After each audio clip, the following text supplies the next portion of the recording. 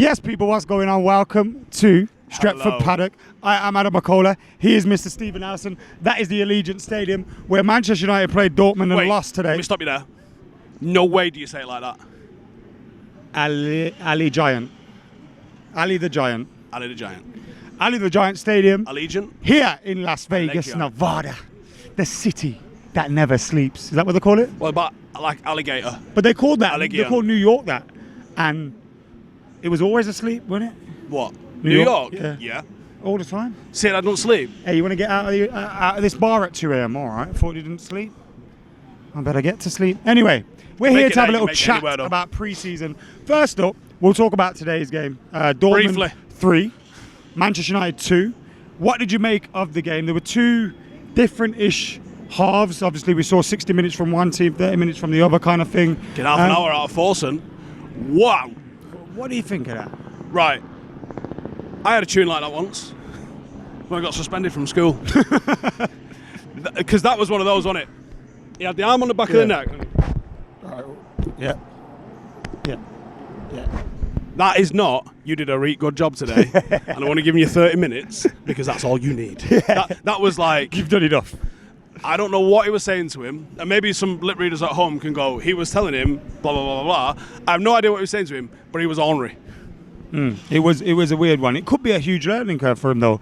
And also... Could also be a test. How does he take this? Yeah. Because he might have impressed Ten Hag, because I thought he played quite selfish, and maybe that's what it was. But he was also looking dangerous. But he wasn't bad enough to where you go, oh my God, get him off. No. So he could have been part to do with the yellow, because shortly after that, the referee gave out another yellow, and it's like, this is a friendly, bro. He didn't deserve a yellow for that. Yeah. Because he didn't do nothing. He just stood there. Yeah, which was really weird. But anyway, hopefully, Amari, you're cool. We know you're tuned in. Hope you're doing all right. Chin up. Yeah, maybe it's a test. Maybe it's a test, bro. Right? Yeah. Maybe he loves you so much. Maybe he's like, I want to see how this little fucker reacts to that sort of, because he did it publicly. Yeah. So you got to think, why did he do it publicly? And if he didn't rate him, he'd just go, all right, sit on the bench. Yeah. That makes me think, right, I'm going to use this moment. He's got something. Yeah. He's got something. So switch on, turn up Wednesday morning, because that's when they're back in training. Turn up Wednesday morning, bright and early. First one there, in the door, and go, ready to work, boss. Yes. Ready to work my arse off. Be there first, 5 a.m. club. Also in the first half, though, I thought the team was a bit weird. And the reason I thought that was because Maguire, very unlikely to play in the first game of the season. By the way, Lindelof, I don't want Maguire at the club, right? But don't boo the guy. Oh, no, that's stupid. Have a bit of class, man. Right, I don't think we should boo any player. No. Any player that plays in a Man United player. I agree. Totally in a shirt, sorry. We just shouldn't do it. Obviously, Tevez when he left. I never even got like the boo at half time that they get sometimes. What are you doing? Yeah. Do you think they went out there and said, hey, fuck this lot, let's stink the place up? Do you know what I mean? Yeah. I'm not a booer. No, I'm not a booer. Or even a mooer. Or a mooer. Fucking moo. You've just moved, so maybe you are a mooer. So I thought that was a bit like, don't boo your own players. Especially, someone that we brought for 80 million and we're trying to get rid of, and you're going to probably drive the price down. You know what I mean? Relax a little bit, yeah? Have a little bit of tact. What did you make of that first team's performance? As by the first team, I mean the first 11. Thought Tom looked good, solid. I thought Tom Heat won. Yeah, I was chatting to Andy Mitten, and I don't think he thought Brandon had a good game, but I thought he did. A few people around me thought he did as well. Because we were saying, what do you think happens with Brandon Williams this season? Is he going to stay? Is he going to go? Does he form part of the squad because he's an academy player? And probably a box ticking exercise because of that. I think he's not going to start, right? Can he accept not going to start but be a bit part? Look, every squad needs a Phil Neville. Yep. Can he be Phil Neville? Because people take the piss out of Phil Neville, but you won't go look at the honours Phil Neville has got and go, his career is probably top 10%, if not 5% of all Premier League careers. But also one thing with Phil Neville though is that when we didn't have players, and he needed to start, for example, central midfield against Arsenal. Reliable. All right, sweet. Do it, and he'd do the job. You know what I mean? I would worry a little bit about Brandon Williams in that sense. He seems very rash as well. But he'll absolutely smash someone. And he's from the West Brown school of tackling, and I admire that a little bit, you know what I mean? Do you think we'll see him in a Man United shirt in the summer, in the season, or will he leave? Yeah, no, I think we probably will see him stick around, but there's obviously a decision that he needs to make, and even the manager needs to make or has made.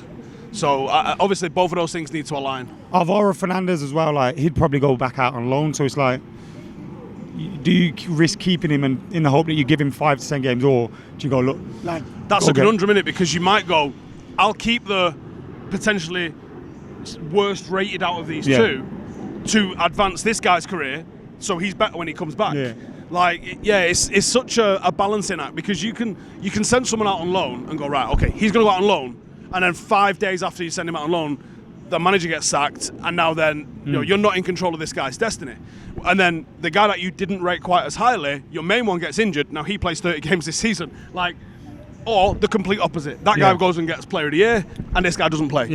It's such there's so much luck and just getting the bounce right. Well, the biggest one, James Wilson, Will Keane, and then Marcus Rashford. At that time, you would have gone, James Wilson's shooting, mate. He's going to absolutely smash it. Oh, actually, we got Will Keane as well. He might do great. No, it was Marcus Rashford. Will Keane get injured like the Thursday before? I think so, yeah. Wednesday or Thursday before. Sure. And then Martial got injured in the warm-up. And the rest was, as they say, history. That is literally the look and the rub that you're looking for, is that you was in the right place at the right time, you was available. There was Ashley Fletcher? He was rated higher than Marcus. He was out on loan. Yeah. He couldn't go. Where was he? Stoke? No, Middlesbrough. Middlesbrough. Diogo Dalot's goal was cracking, wasn't it? Banger, yeah. It was a proper good goal, that. I'd like to see a bit more of that from him, because he's got a hit on him, hasn't he? Loves the celebration as well. We need to see that a bit more. Yeah, and here's the thing, right? So you go, okay, I think Aaron Wan-Bissaka currently looks like the first choice player, but you got to have it's a squad game, and I got no qualms with Diogo Dalot coming in, and I actually think until pre-season, I think it was probably very, very 50-50 in where it could have gone. Aaron's probably took a nose in front, maybe a touch more than a nose in front, with the performances that he's had on pre-season. That shot didn't do him any favours, but he's had a really, really good pre-season. It was in the media, that. Yeah, it was. We didn't stay there for long.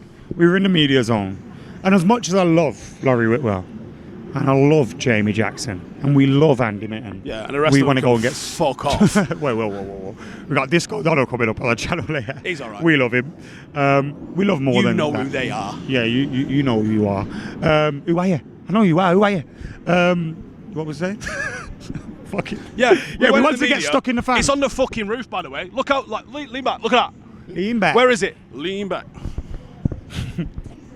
So that press box is on the fucking roof. I went in there and I went, fucking no. I got vertigo.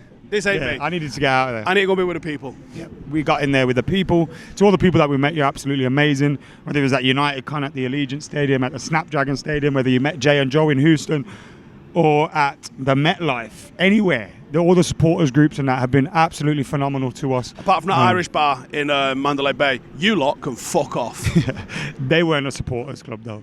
So no, it wasn't sports clubs, an Irish bar. Re-Raz, right? Worst customer service ever. And you know what? I've seen some bad customer service out here. You think they're working? I'm a United fan. I know bad customer service when I see it. They're working for tips. Yeah. And acting like tits. Yes. Hi there. We bought a drink at the bar, right? And then went and sat down in a seat, and she was like, "You can't sit here unless you're using a server." Just fucking bought a bar, paid me bill at the bar, right there, 5 foot away. All right, no worries. And another member of staff, because there was loads of us. All right, I've got you this little. This fucking matters, right? And he's like, "Let me put you in there." And then the manager comes over. She's like, "You're not allowed to sit in here. Like, your fucking colleague just put us in here." What colleague? I'm the manager. You can't sit here. Like, what the fuck, man? Yeah, weirdos being rude. Just because you've had a problem, don't take it out on us. I wasn't even there. I was at a fight. I had a great night at Spence vs Crawford. My voice is still gone. Went out with Laurie Whitwell after. It was unreal. Do Laurie Whitwell from the athletic boxing department. How he black media there, I do not know. Has he had to write a report on it? He did. He asked me how to spell Terence. One of them won. He punched him in the head loads. It was good. One fell down. And then the ref came in and checked him. Steve, it's the end of the US part of the tour. There's still a couple games to go. 2 more games to go. What have you made of it? Have we learnt anything? Yeah, we learned Onana is not to be fucked with. Oh my God. What a guy, by the way. Joe, the only person I've seen steaming into defenders in that manner is Peter Schmeichel. Not Jay's favourite guy, but he was a pretty good guy. I remember Van der Sar doing it once or twice, but very rarely. It was a common trait. Fax. It used to fax them. Yeah. Van der Sar used to send it by fax, and it was like dictated, it was signed, it was immaculate, and it was calm. in the manner it was delivered. It was delivered to their house at 10 a.m. in a crisp white 350 GSM. Peter Schmeichel's nose used to go red, didn't it? Yeah. Peter Schmeichel was just fucking. And Onana just embodied Peter Schmeichel and nearly embodied Harry Maguire. What did you make of it? What did I make of what? That from Onana. What was your reaction to it? So my reaction is, we was with Ian Edwards at the time. Shout out to him, funniest guy in LA. We're standing with Ian. You're in Vegas. Oh shit. We're standing there, and I saw Maguire out of position. I was like, oh, Harry's been fucking spun here. And then it all gets finished, and then we just see him fucking steaming over to Maguire, and you're like, well, he's just fucking saw the same thing I saw. Yeah. His reaction was different to me, but what does that? How does that make you? That makes me feel more confidence in my goalkeeper. Someone that's like, this is my box. You fucking respect it. Don't fanny about. And we noticed as well, another good point when he was playing, is he's like that he's just so high up the pitch, active, moving. He's not just there, he's moving. He's giving everyone that extra option. And I just feel like what that guy said to us? There was a guy who says to us, we're seeing a lot of through balls in between full-back and centre-half going beyond. And he goes, I never really noticed that with United before.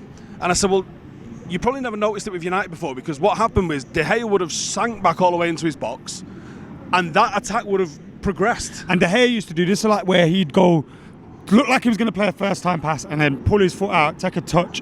And by that point, let's say you're Diogo Dalot and Wan-Bissaka, and you're like, oh, shit, like, where do I go? Where's my position at this moment? He's unsure, I'm unsure. Like, as soon as Onana gets on the ball, and there will be a few mistakes from it, passes will get cut out and they'll counter-attack.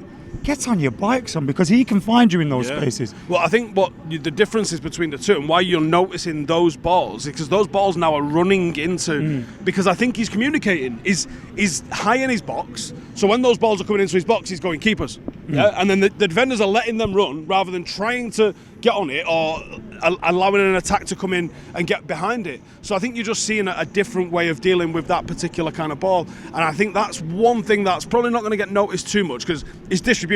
There was a couple of balls out to Marcus where you go, he fit right. 4 assists. He looks like a outfield player with gloves on. Yeah. And that's the best thing about it. What have you made of Mason Mount? Because I thought a lot of people have been criticising him. Bang average. I don't think his chance creation or his goal scoring obviously hasn't been there. His goal contributions. But I've been impressed with, like, there was a little moment today, and it's like, that doesn't happen with Eriksen on the pitch. That doesn't happen with X, Y, Z. And it was a simple one.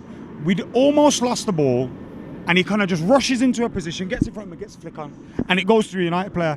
And it's like that work ethic, that pressing, that movement, that's going to give us a huge benefit. I think he's looked average, right? And people have a problem with the word average because they think it means shit. It means average. Average for him. No, well. I think it's been an average performance. Yeah, maybe average for him, right? I think it's been average, but people think average is shit. No, average is average. Yeah. Good is good, there's average, and then there's shit. He's not been shit, but he's also not been good. He's just been average. Like, it could have been better and it could have been worse. It's been fine. Yeah. It's not been like...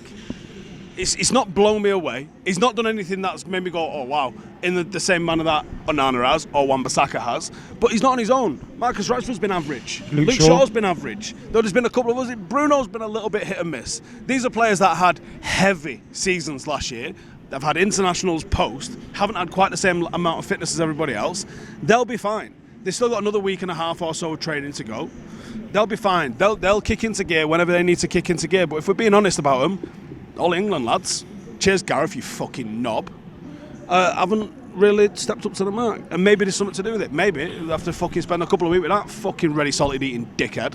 And this is what happens. Yeah, most definitely. Right, season's coming up. We're going to get underway very, very soon. Obviously, we've got 2 games left and we'll be covering them. We're going to be in Dublin. Can't wait for that. Are you positive going? I'm really positive going into the new season, especially with Ten Hag. He's a man in control. You look at you come through today, just like, that's my fucking gaffer. You know what I mean? That's my gaffer. Like, I just feel assured with him. Like, you know, everything about it. Normally, you'd be worried if like a youngster got a bollocking like that pitch side, and you're like, he's got it under control. He knows what he's doing. How are you feeling about him and the season coming up? Yeah, big fan. Rate him. rate the decision making. I'm a big Man United fan. Massive United fan. I like how ruthless he's been with his decision making. I like how he's gone about pretty much everything he's had to do. That's his decision. I think him and the club have probably not got stuff perfect all the time because of like United's such a big machine. There's so many fucking working parts, but I think he's moulding the club in his own image. I think we will have closed the gap to City, but probably not enough to become champions. Now, all we can say is, can we close the gap enough that if we can do what Arsenal did last year, and City do have a wobble, just be in a place. They could have a slow start as our Club World Cup, all that kind of stuff coming up. Just be in the place where if they do wobble, you're able to take advantage. Don't be too far behind that. It didn't really matter anyway. Just because here's the thing, I believe this United team now would be capable of going to beat anyone in our league. In any game, I'd be confident. Yeah. In a one-off game, this United team could beat everyone. The question is, can they put together a consistent run? Now, we have put together consistent runs, but we've also had our asses handed to us at Anfield and at City. So that's the acid test. Let's see what we do there.